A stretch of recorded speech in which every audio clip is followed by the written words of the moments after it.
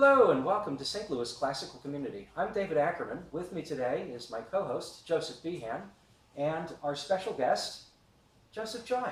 Well, thank you for having me. Thank you, David. Oh, thank you so much. Joe. Absolutely. Yes. Joseph Choi is the music director of the Belleville Philharmonic Society, which is very possibly the oldest amateur orchestra in the area. Certainly one of.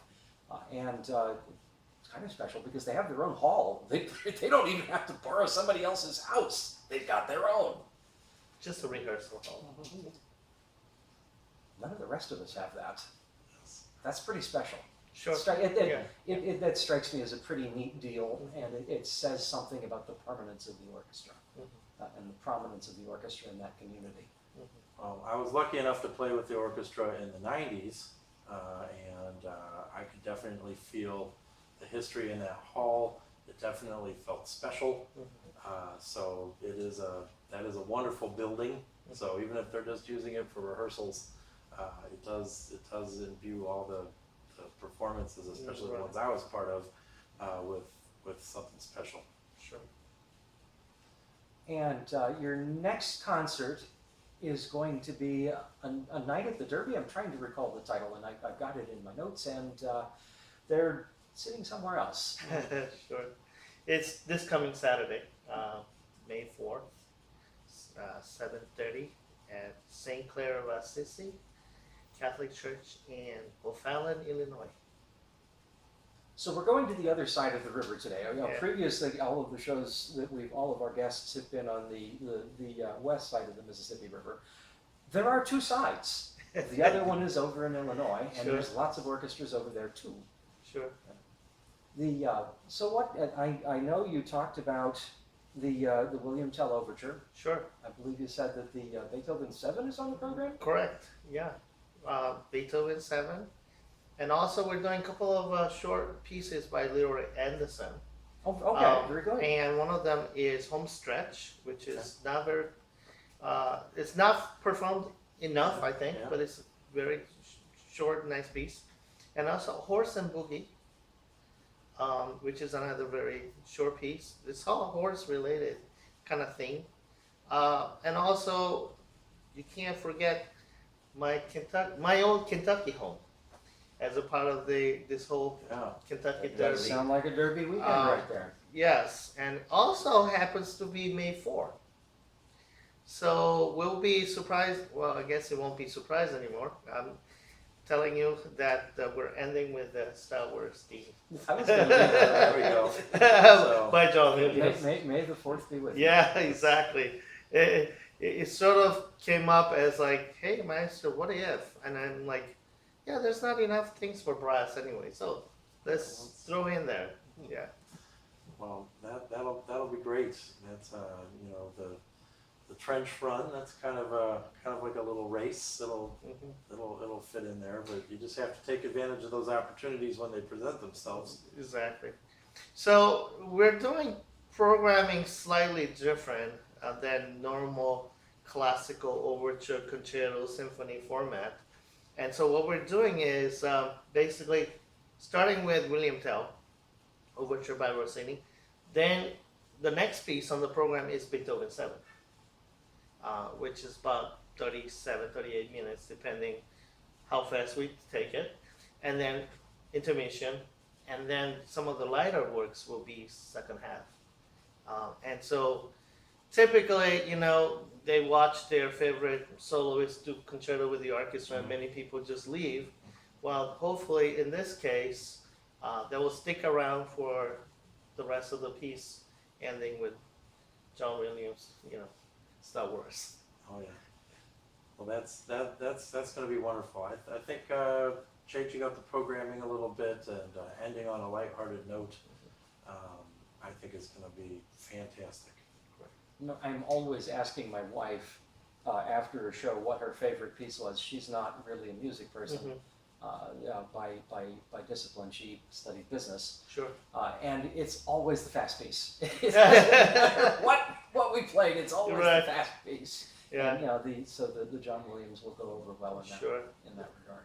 Yeah, exciting. And it's funny how people think that the William Tell Overture, they always think of a trumpet call, as the starting piece, but we're actually doing the whole William Tell Overture. So you're doing the storm and the. We're doing with a 5 cello solo, followed by flute and English horn solo, the whole deal, So, Oh wow. and the trombone players are gonna have a lot of fun because they realize they got a lot of fast moving parts going on there. So it's very exciting because often with long symphony you have second and third movement where most of the brass players are just sitting down there counting a couple of hundred measures to play pop-up. But then this concert, they got the William Tell Overture, Star Wars, and it's a little bit of exciting things for everyone, I think. Oh, that's great. Keeping the brass entertained is important, actually. They They show up for us and they sit and count a lot of measures. Yes. It's good to give them a Yes. moment in the sun. Yes. Well, that's going to be great. I am actually excited to. It's always, Leroy Anderson seems like he's one of those composers that's almost like your average pop musician. A lot of people know the hits, Right. but they don't know the deep catalog. Right. And like my mom, she loves Billy Joel, but she couldn't tell you what beyond the big numbers. Right. What was going on? So Sure. I think that's going to be a great thing to check out. Is some of these other things because we play good old Leroy Anderson's Sleigh Ride, every yeah. year. Sleigh Ride, But yeah. I was happy when we played Chicken Reel. We played Oh, yeah. something that wasn't Sleigh Yeah. Ride. Right? We got away from the hits a little bit. That's what I was saying. Yeah, we did the chicken reel Yeah. a few years ago, and that was just an absolute blast. 'Cause Sure. It's so different, but it still has It's the a lot same of fun. Sure. Yeah, it still has the same vibe. He manages to pull that off. Sure. Years ago, I was trying to do something different with the programming, and I really wanted to feature one of my percussion players who was graduating. We're talking about youth orchestra years ago, and really wanted to do a typewriter. But where do you find a typewriter? Went into a couple of pawn shops, antique, stores, and finally found one. And I have it in my possession at home, and once in a while I'll get it out just to make sure that it's still somewhat in working condition, just so that down the road I can use it again for typewriter. It's such a nice little piece. That is a great one. I never had an opportunity to participate in that one, so Never gotten to play that one. I've seen it a couple of times, but I've never gotten to play it. Well, if you pull that out, I'll have to keep my eye on that. Maybe it's time to bring it out again. Bring it, Yeah. Yeah. Ding. Right. Yeah. So it's I have to admit I'm not I'm not a betting person. So, Sure. so the horse races are something that's a little tangential to my experience. But Sure. is that something that everybody's kind of latched onto at the Belleville Orchestra when you're theming that? Is there? It was more of a suggestion from the board, and they had already the season lineup, and so I became actually part of the organization first week of September, and they already had the dates for the concert, the repertoire, everything was chosen, and I came into picture due to ailing maestro, Dr. Robert Hartbaker, who actually I was his assistant conductor years ago when he was the music director with the Asheville Symphony. And just this past summer we got reconnected. I didn't even know he was in this area until I started to Google his name just to see where he was, and I was like, I was getting Belleville, Illinois, and I was like, somehow I was finally able to find his wife's Facebook page, and then we connected and he basically said, "Hey, I'm not doing very well with health wise, and I'm hoping to have a couple of names of conductor who the orchestra can call on a short notice." And it was the day before their first rehearsal when the orchestra called me and said, "Maestro, Robert Hart Baker decided to take a year sabbatical due to his health reasons, and unfortunately, right before Thanksgiving, he passed away." So it was a very difficult transition for the orchestra. And meanwhile, I basically was given the whole season to be the conductor, and now looking forward to my official season with them starting 24-25. Okay, well, we're gonna have to look for that. I'd love to really see as you are able to grow with the orchestra, and you'll learn what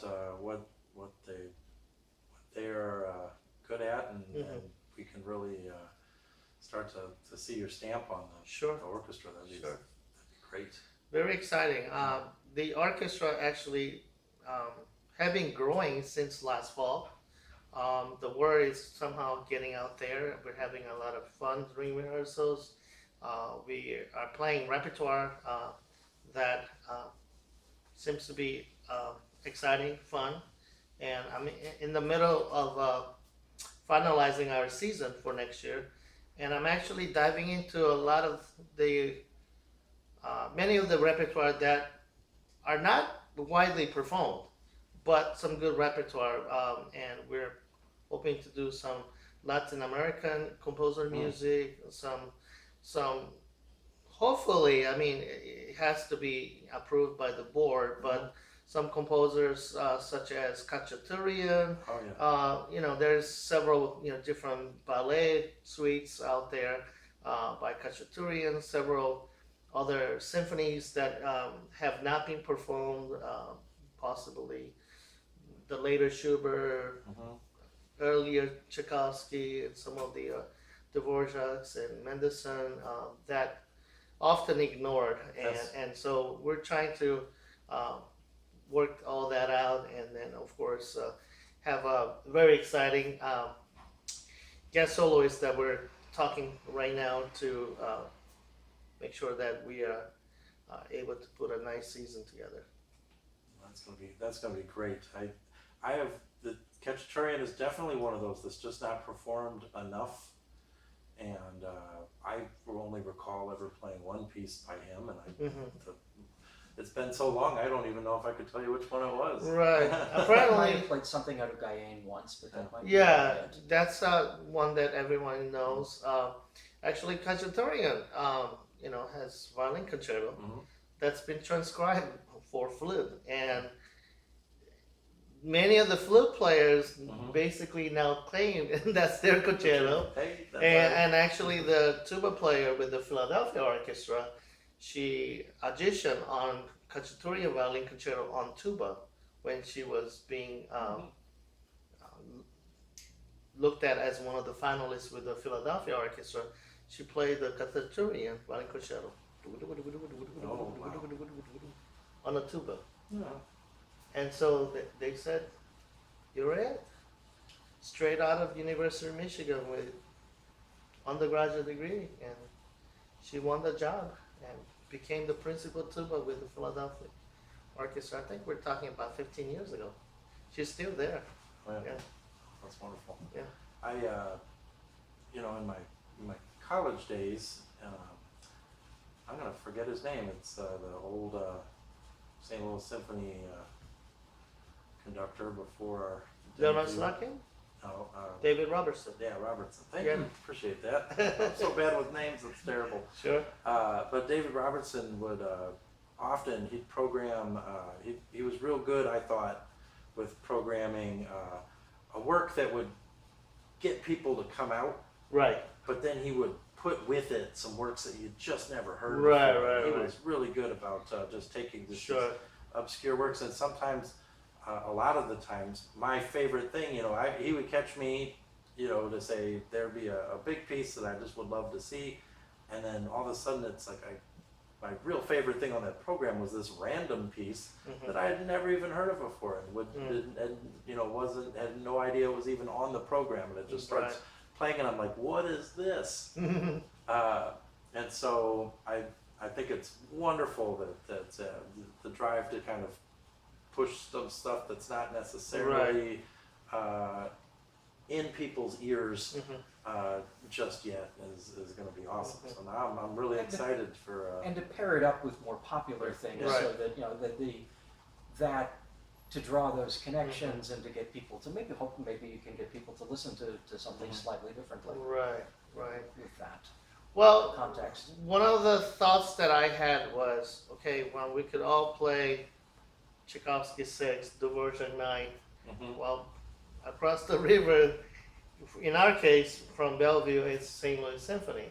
I mean, they can always go listen to St. Louis Symphony perform those big works.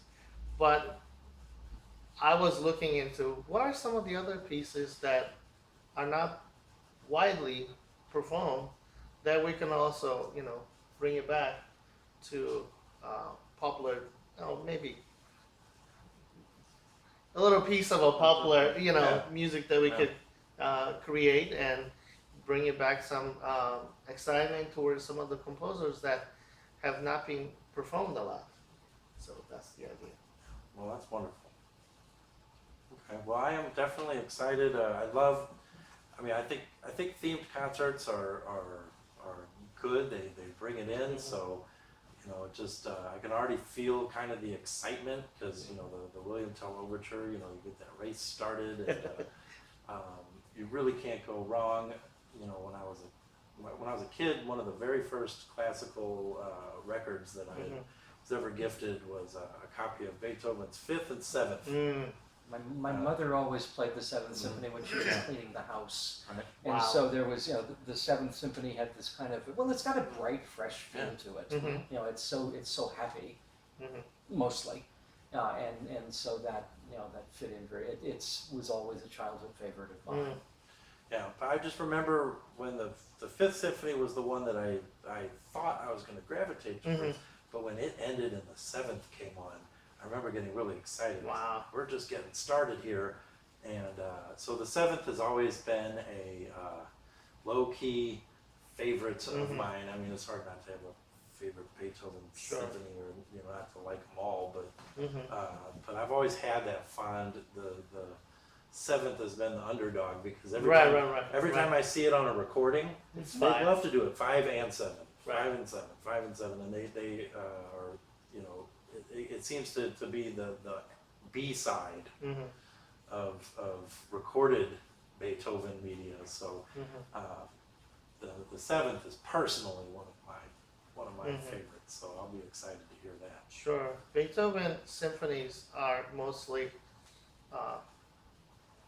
the odd numbers. I think you know are the ones that it's performed a lot. 1, 3, 5. 7 is usually skipped for some reason, and then people go to 9. Right. So it was actually a board suggestion because it has some connection to the Horse and Boogie, and so it's a piece that it was chosen. And actually, Beethoven 9 was one of the pieces that I fell in love with the classical music. Oh yeah. Growing up, we had LP at home, and I was told not to touch because they were afraid that I was gonna, you know, break the needle on the LP. When everybody was out of the home, I jumped on that opportunity to, hey, let me see what we got here, and then, not knowing what we had, Beethoven's Fifth Symphony was one that I grabbed on and chun chun chun chun, and I was like, wait. How's he able to just take that, you know, 4 notes and then make a symphony out of that? Right. And it was an eye-opening experience for me. I think I was about 6th or 7th grade at the time. Yeah. And I was like, I grabbed my sister's little crochet stick, and then I actually started, you know, moving my arms, not realizing that there was actually even a B pattern. And she told me about the B pattern. She was several years older than me, and then when we went to the music store, finally I asked, "Hey, by chance you guys sell Bhutan?"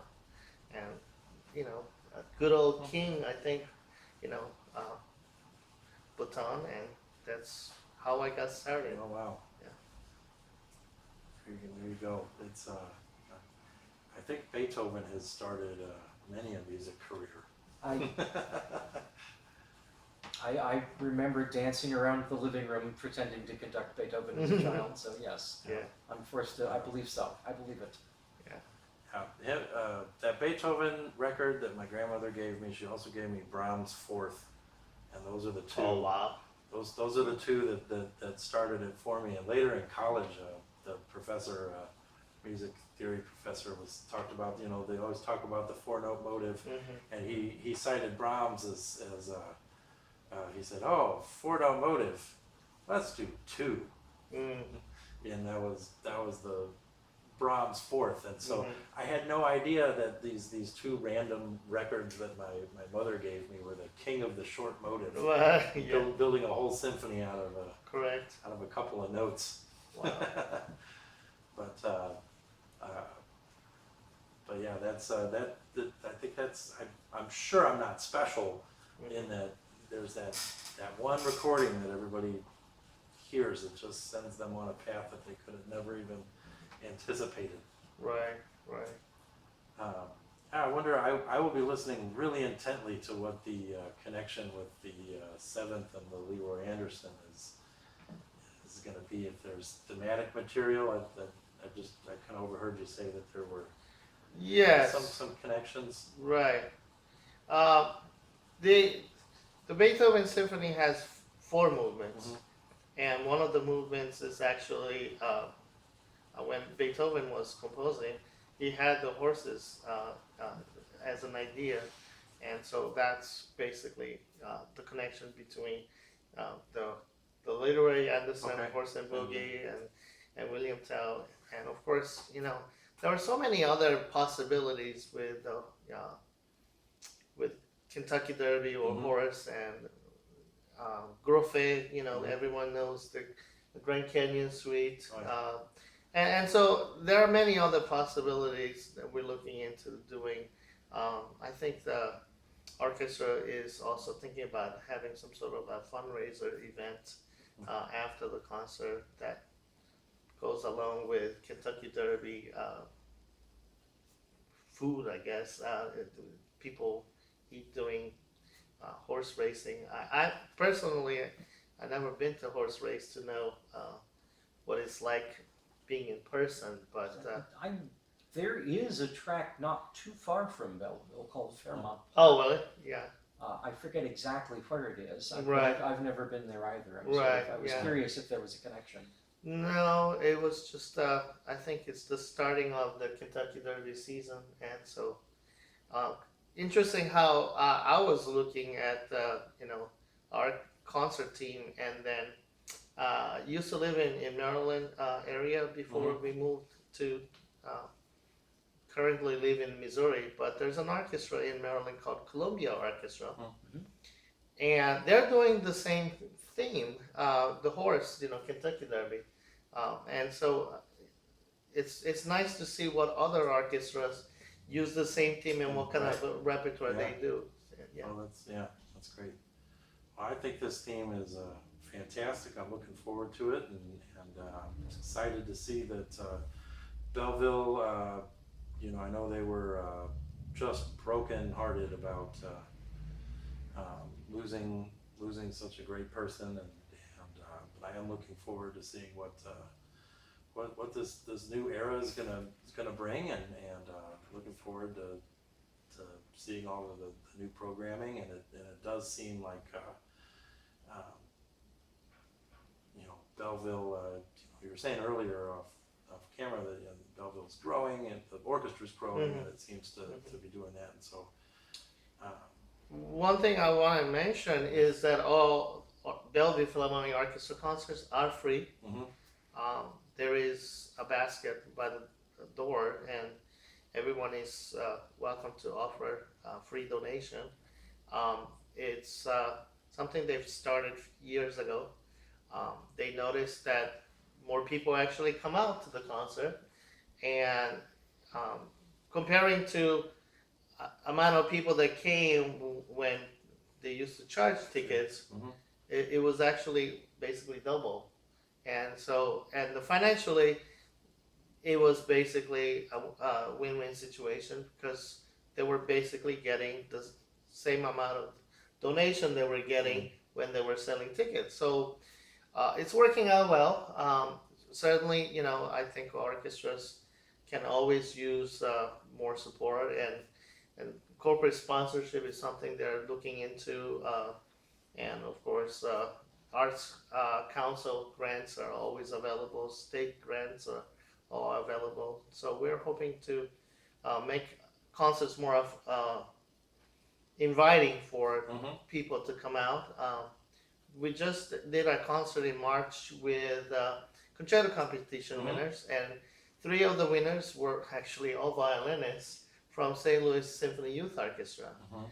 And there are plenty of talent in this town, and I believe we work together to build a greater community where more people can come out and just enjoy playing for the love of music. Mhm. Well, that's what we hope.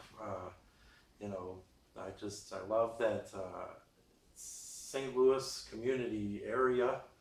Uh, Boy, I think we count probably 10 or 12 orchestras of various sizes Yeah, here. and That and some of them, some a little bit more professional, some a little bit more. There's room for everybody. right. If you're just starting out, there is a place for you, in something like the Confluence Orchestra But I think there are if metro you- areas twice this size that that have don't half have as many that. orchestras. Yeah. So I'm just over the moon that I have so many opportunities to see such great music, and a lot of it for free. It just blows my mind what an opportunity as a listener that I have. We are really we are spoiled around this town. We really are. So Well, one of the things that as a listener can do is instead of going for a movie, because it Go will out to the cost you, symphony. you can take your date to a symphony concert and enjoy it for free. right, Yeah. yeah. So I just hope it's funny. I feel so lucky, but boy, if we had everybody coming out to these things, or more people coming out to these things, then it would get even better. Sure, sure. So come and have a little night at the Derby at the Belleville Orchestra. Saturday, May 4th, 7:30 at St. Clair Assisi Catholic Church in O'Fallon, Illinois. And we will post the address and directions at the bottom. Thank you. Yes. Okay. Well, thanks for Thank coming. Thank you and for talking very to much having for me, joining Joe. us. Yes, Thank you. David. Thank you. absolutely.